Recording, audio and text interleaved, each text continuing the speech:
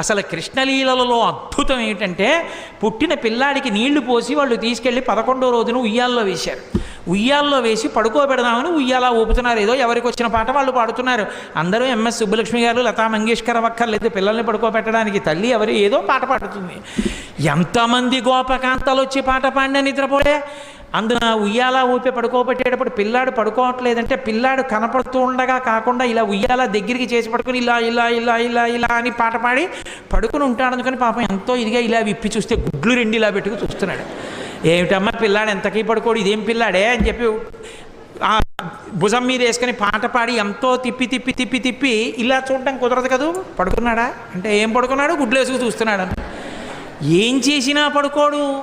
ఇదెక్కడ పిల్లాడని ఆఖరికి యశోదాదేవి వచ్చి తల్లికి ఆఖరికి పెద్ద బ్రహ్మాస్త్రం ఏంటంటే బోర్లా పడుకోబెట్టేసి వీపు మీద ఇలా ఇలా ఇలా ఇలా కొట్టేస్తుంది. ఆ తొడ ఊపుతోను కొడుతోంది.